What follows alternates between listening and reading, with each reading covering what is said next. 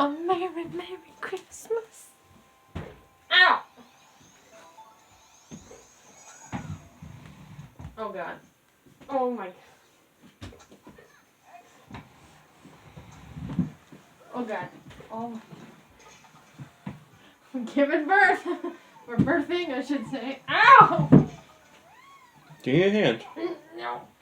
Oh, my God. I think I broke my back. Hello, I'm Matt.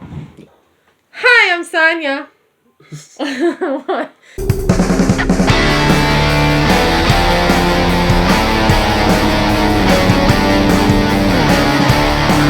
Hello, I'm Matt. I'm Sonia.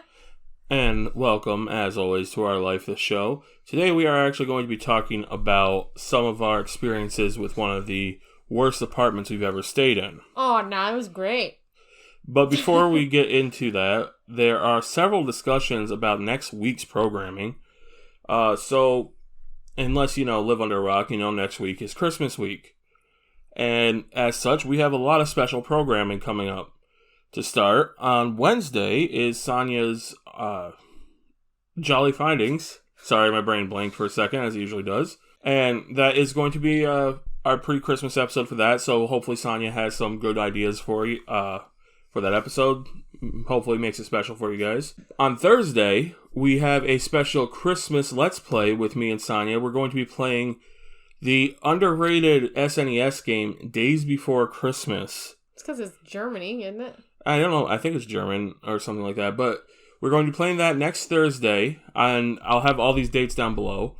Friday, on Christmas Eve, it will be our Life the Show, the Christmas special, where we will be talking about various Christmas memories and maybe some other stuff as well. And that night, although I have not decided on a time, I will be trying to live stream a Christmas Eve play of Turok, which we will explain the importance of that in the Christmas episode.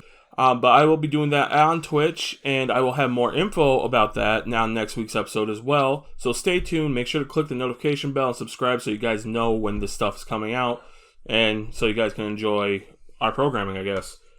So I've went on for way too long now, but let's get into it. So when we first moved out of my wife's parents' house, because we did live there, we happened to move into a lower income environment. These types of housing, subsidized housing or whatever it is, these are things that are pretty much everywhere, I think, in the country. And basically, it's just affordable apartments and housing for struggling families, and we definitely were not making that much money. We were what you would call poor. We weren't that poor, but it took like 30% of your income. I think it was that, 30%? Yeah, something like that.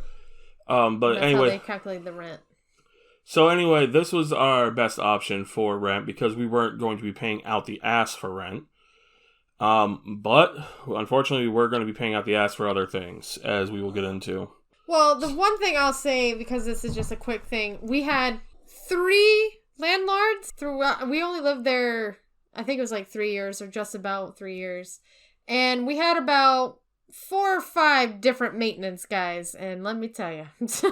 Well, the landlord thing, which I guess you can't count them as landlords because technically speaking, a building manager would be better.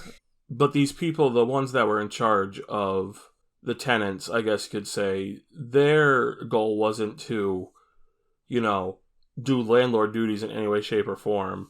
It was to make sure that the people that lived there were, I guess, controlled is the best way to put it. They wanted to make sure that if you lived in these types of places, you weren't making anything outside of what you reported, because they want to make sure they're getting as much money out of you as possible, which is probably where the issue comes in with that versus a normal rent. And they want to also know all about your entertainment habits, things like that, so they know if you're spending too much money on that kind of stuff, then you have extra money coming in elsewhere. To get into this kind of stuff, and this is kind of a cautionary tale for those that need this type of housing. These places, depending on where you live, are probably good starter options. Yeah, they are. But I'm just going to stay in our case what we had to go through. And it started actually with our first landlord person, building manager, whatever the hell it is. So when we moved in, as you move into any place, you need first month's rent, security deposit, etc. But because we were low income, the first person that we worked with made every time when I'm talking. I'm sorry, I don't sleep.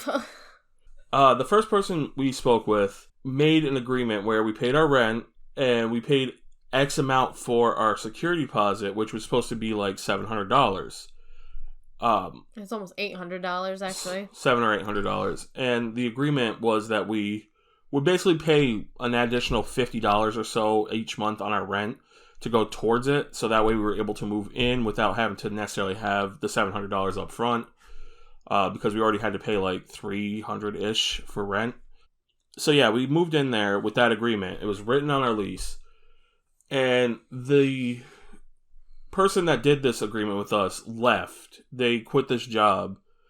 Anyway, she was only there for like, at most a month. I don't even know if she collected a rent from us. I think she did. She was there like a month or two, yeah. But the very next person that came in... Oh my God. Like, reevaluated everybody that was living there. And she was only an interim. Like, she was sent from some main office. She wasn't sent from main office. What it was is that they tried finding a replacement, but they couldn't. So, like, within, like, a couple weeks, there was only this one girl, but there was, like, so many tenants. So, basically, she needed help. So, they got an interim girl. And she wasn't from the company. She was from an old folks home. Like, she did her own thing, basically. But so she'd be like 2 days there and like 2 days at our place. But it was completely different at her place of work. She was trying to implement what they did at her job in ours, and it was completely wrong. Yeah. So what basically we're getting at here is she looked at our lease and what was paid as far as our security deposit. And within like a day or 2 days of her being in this job, she called us, and oh my God. she brought me down to the office there, the tenant office, or the hell it's called. Yeah. And she was demanding that we paid the full price of our security deposit then and there. And I told her that we made an agreement, we signed an agreement that stated otherwise, that we could pay monthly, and that she herself should have a copy of said lease. And she was adamant that that was not how they did things, that they were, that we were required to pay the security deposit up front, and that no one would sign off on something like that. Meanwhile, she was only in the job for like 2 days and saying, oh, this is what they do. Yeah. When she was still training. So we went back, we got our lease, which I made sure when we moved in here, and ever since. We kept all the papers. Yeah, I keep copies of everything, paper trail for everything, even every payment I made to them, because I think they tried to screw us that one time with that too. And I proved to her, yeah, this is how it's done, and, it could be a very big headache for you guys if you fuck around with this, because it's legally binding. This is a notarized lease. So she backed off, but, needless to say, I don't think she liked us very much after that, and maybe she even warned who her replacement was about us, because the next person that moved in didn't like us very much. Yeah, that's freaking second girl. Like, the first month she kept calling us down there because she had to, like, redo your job and my job to file it. I'm like, did they not, like, file any of our information? It was just a fucking headache, because I swear to God, we were in her office for a week straight. That was the other thing. Like, she kept, as Sonia said, she kept bringing us down to this office to reevaluate stuff that we had literally just went over with the other person. There was no changes, nothing of that sort. It had literally only been like 2 months, but she had to make sure she reevaluated all our income status and whatever. And fair play, I get it. These are government subsidized housing, and they got to make sure everybody's on the up and up. But the last person that was there already had done this, and it wasn't even 2 months. So, and every 6 months, which at least is a little more rational with the other person, we had to do the same thing, or if we had any changes, etc. Which is something that if anybody is looking at this type of housing, that they'll have to do as well. Presumably. I don't know. Who knows now? So, we're going to get into the other problems we have, and it does revolve around this particular woman a lot of times. And you might think we're troublemakers or something like that, but trust me, everything everything that happened was shit that was beyond our control. And a lot of it was brought on by the fact that I think they were trying to find a reason to evict us because she didn't like us. So, and we didn't get evicted. I'll leave that there too. But of the things that stuck out to me, one was the issue where she would come and do the building inspections. Oh my god. Which is something they're required to do. No, they're not.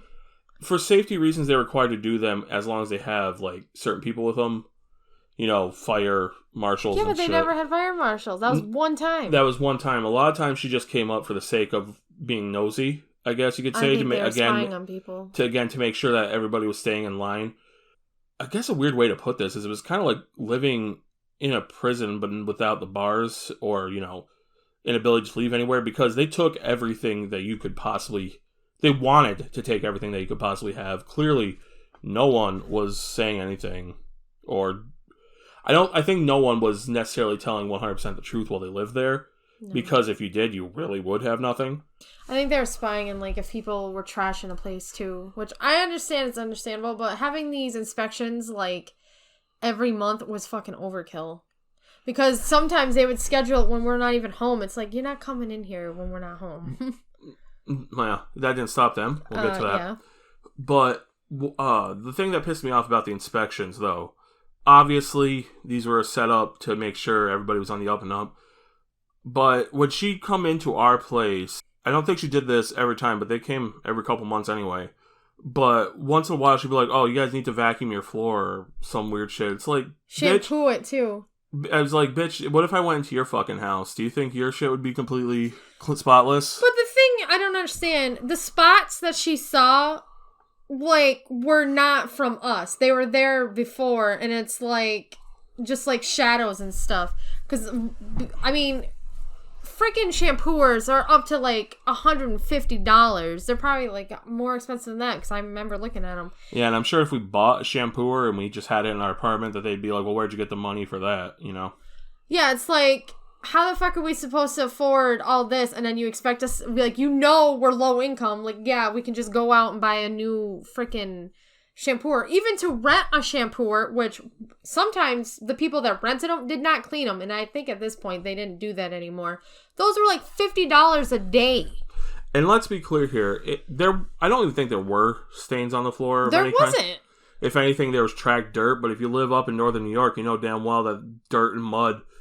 that shit just tracks to your shoes as it was, and if anything, it was by the entrance, which could easily be mopped and cleaned anyway. There wasn't anything on the floor that was visible. Yeah, and we actually had people to back that type of shit up. Yeah, we tried not using, like, we take our shoes off at the entrance and not, I mean, sometimes if we had groceries or stuff like that, we just walk in, but we tried not wearing our shoes in the house. But if there were any stains, anything of that sort that were left behind... it was by previous tenants, because whoever was in that apartment prior to us did not completely clean everything like we were required to when we left. Again, normal shit for that, but we were cleaning up someone else's mess as well. It made that place fucking spotless. Yeah. Which is another issue, and seeing I'm talking about, I'll just bring it up now. When we left, we cleaned every part of that apartment. We mopped, we swept, we cleaned up the old fucking people's mess. We cleaned under the fridge, under the oven. We cleaned cupboards. Like, we cleaned every square inch of that place. And after we left, there was another group of people that... my family. Yeah, it's her family that went in and double-checked to make sure we didn't leave anything and to make sure everything was clean. Nobody had any complaints about it, but yet, when we got our security deposit back... they made sure to take over half of it for, what was it, cleaning facilities and manpower hours. They charged us basically for man hours also, which they charged at the time something ridiculous per hour. Yeah, they said an hour to clean like a floor, and I think there was like the kitchen. The kitchen was like a closet size. It was really small. It was probably as big as this table. Yeah, that took an hour. It took probably like 5 minutes. So, yeah... another issue that we had, and all these issues right now are stemming from the same person who we spoke up against a few times because she tried to say we do one thing when we didn't. or something like that, like causing noise late at night or something like that, which leads to another issue. So we had a neighbor who was, I guess, mentally ill in one way, shape, or form. And she had a therapy dog. What I'm getting at, though, is one night, while she was working, she was not even in the apartment at all. I work from morning to night. This woman had stated that Sonia had yelled at her out the window and called her various names, such as bitch and etc. And was an amazing feat because, you know, Sonia wasn't home. And she apparently called the cops for harassment, which, again, a very extreme response to that. I was literally home for 10 minutes and a cop knocked on our door. Yeah, Sonia had just got home from work and a police officer knocked on the door, asked if Sonia had done anything of that sort. We said no.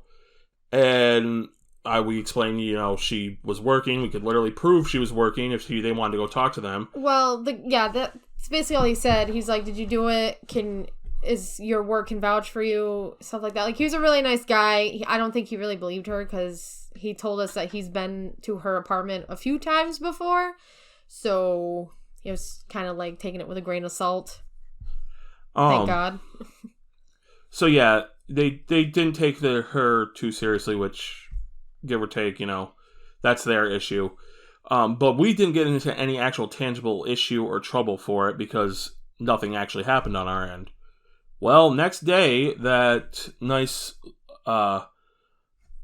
building manager, I keep forgetting what I should even call her. Just say landlord, because that's basically what they were. She knocked on our door and gave us a lease violation because the police were called on us. And we tried to argue with her on that, saying there was no fucking reason for us to get this lease violation because we literally did nothing. The cops were called for a claim that was unsubstantiated. That was proven unsubstantiated. She still gave us a lease violation. Didn't give a shit. It was the fact that the cops were called on us. Which means literally anybody could have made up any story to call the cops on us, or even say the cops were there because she wasn't there. And lo and behold, we could have got kicked out. Yeah, they didn't even listen to our side of the story at all. And they also came up and complained, the building manager, when we had babysat my niece and nephew. Yeah. It was during the day. It wasn't at night or anything. And my niece was just rocking back and forth in her chair. And it was making a little bit of noise. And I'm like, oh, okay, don't do that. Like a half hour later, she comes knocking on our door. I thought it was my sister, but it was her. No, it was her to complain about the noise that the kid, our niece was making. Yeah, she's saying like she was jumping or something like that. Okay, it does say in the lease, you know, aren't supposed to make excessive noise. But we literally are not the only people that would do that. The people downstairs would sing karaoke at the top of their lungs. Play drums. We'd hear banging on the wall from the apartment next door. People would fight. We'd hear yelling, etc. And we get somebody complaining about our niece being a kid, and that's where she had to intervene. That was the problem, though. It's like, she came like a half hour after I told her, like, okay, don't make too much noise. So clearly, even though this might be a solution for low-income families, they aren't very family-oriented, at least in my opinion. The building manager wasn't the only person we had trouble with, though. There was also the maintenance guy. Now, we had one good one out of like 5. As Sonia said, most of them, they lasted maybe 2 or 3 months at most. And we had one that was good and understood everything, you know, when we had issues. And he was around our age. He also knew how much of a... Can I say that on YouTube? Sure. Okay. Anyway, how much of a this woman was to us. And whatever. But the point of the story we're getting at now is the second or third maintenance man we had. He never helped. If we had anything broken or whatever, he'd try to pass the blame off to us. Like, oh, the toilet is backed up. It must be their fault. Even though, you know, the whole fucking apartment's backed up. Well, we didn't have hot water for like 2 days. And we call him because I'm like, well, that's kind of emergency. You need hot water. And I don't even think he came until like the second day. Yeah, our hot water was out. And I don't know if he was like on vacation or whatnot. But they didn't it was like 2 days that he didn't show up to fix any hot water, and on top of that, like Science said, it could be considered an emergency, but they never sent anybody else, nobody from anywhere else to come help us out either. No. Yeah, but they had an emergency phone, and he was supposed to have it on, but there were sometimes we'd call and then it would go to a voicemail. And I'm like, so he's like obviously ignoring us, and you're not supposed to do that. Speaking of something like this too, remember the gas leak that didn't exist until the other maintenance guy was there? There was a gas leak? You don't remember that? No. It was in our bedroom. We smelt the gas and we're like... Sorry. I had like a weird thing that's hit my throat. We smelt gas and we told the first maintenance guy, the bad maintenance guy, we told him about it. And he came up and said, there wasn't anything that he could see. There was nothing. Oh, yeah. I think I remember that now. And then the good maintenance guy, after, thankfully not that long after, the other one left, came up, checked the gas thing, and lo and behold, one of the pipes was leaking a little bit. So... could have died. Yeah.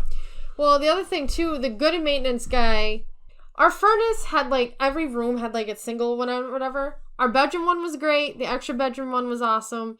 Our living room one would not work. Like, we'd have to blast it for it to work, but it would get so hot in our bedroom, so we lowered it down so we wouldn't sweat while we were sleeping. But then the next morning, it was ice cold in the living room. And we told the maintenance people and the landlord, like, multiple times, and they're like, oh, okay, it's fine, whatever.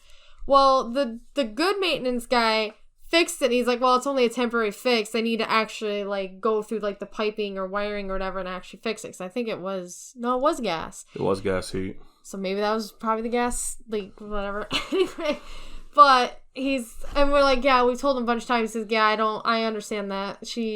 They're, like, terrible person. But literally, they could have had a lawsuit. Because they weren't doing what they were supposed to. But the biggest issue, besides, almost killing us, the other biggest issue that the bad maintenance guy had is he would use his skeleton key. Yeah. He would use his skeleton key to come into the apartments, or at least our apartment, and he would just randomly take shit. Well, one time I come home from work at night, and he was in a apartment downstairs. All lights are off, and his door wide open. He's like, comes out of the dark. Just said hi like it was all normal. There was no reason for him to be there in the middle of the night in a completely dark apartment that somebody else owned. 9:30 at night, and I was like, really? Okay, so these are probably loaded accusations. He was there with no lights on. Accusation. That's not an accusation. Accusation. Why am I not finding the right word? God, I'm an idiot tonight. In the middle of the night, and they weren't home. But the thing is, there was no signs of breaking or entering. There was clearly stuff missing, and there's only one other person besides the building manager that had access to the apartments, and that would be him. On top of that, the building manager usually wasn't there. It'd be like the weekend and whatnot, while he would still be there late into the night for whatever reason. Even though he's supposed to get done at 5. And we had stuff turn up missing several times. We've mentioned it. Unfortunately, there was no way to prove anything, and they definitely didn't help down at the building. The management didn't help. But for all intents and purposes, it was very much suspicion on him to be the one that did it because it made the most sense, I guess. We always had our doors locked, too. And there's sometimes that we would be like, I swear I locked that door, and it'd be unlocked. And outside of management and all that stuff, another reason that this place was not great was at least once a month, sometimes multiple times a month, we'd have ambulances, we'd have police cars, any other type of emergency personnel that would just show up out of the blue. People smoking outside our bedroom, even though you're supposed to be at the parking lot. Yeah, because of New York law, they're not supposed to technically be smoking right there. They have to be 10 feet, well, no, I think it was more than that, 15 feet from a building. And they had like this little nook that they could sit and smoke at, but no, they were underneath our window. I'm like, great, it's nice out, can't even have the window open. Speaking of nice out, couldn't have the window open, we had a skunk problem. Yeah, it was like World War II with like nuke bombs or whatever, trying to coming home from work and trying to avoid them.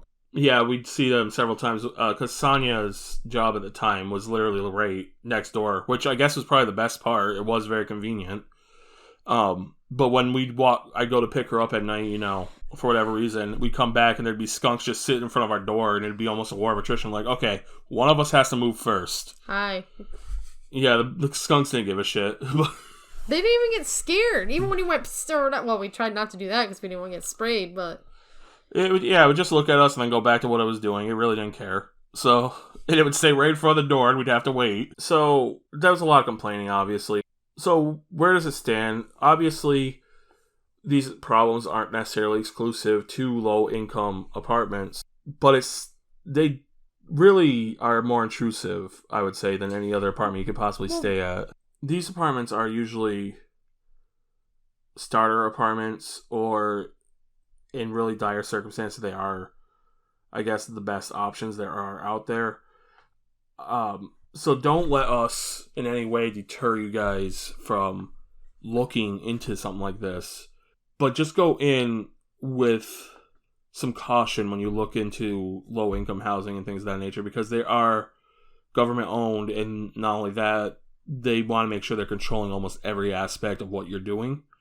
So it can become a little difficult, and it can become some dangerous water to traverse, I guess. Just keep a note on everything and keep all the papers. We weren't the only ones either. There were neighbors that had similar issues with management and whatnot. Not our stories to tell, really, but yeah, there were definitely some other people that had trouble living there. So, moral of the story, if you need to use these types of housing, do it. Don't let it deter you, but do your research, keep a paper trail, and cover your ass. Also, probably set up security cameras in your apartment if you can. Anything else you want to add to this weird episode? Well, I'm just saying, I don't think all are bad, but ours was definitely... Well, ours was, but I know where I was from in Louisiana, they were also violent at times. Because of certain people that would be in the lower income housing, but at least up where we are, they're relatively safe. I mean, cops were there, but I think there was mostly domestic issues. Sorry if this was a bit of a ramble, dragged on story time. Tiny kitchens, too. But yeah, thank you for watching. As always, like I said, like, comment, subscribe, pay attention. We will be having that big week of programming. So yeah, thanks for watching. Bye.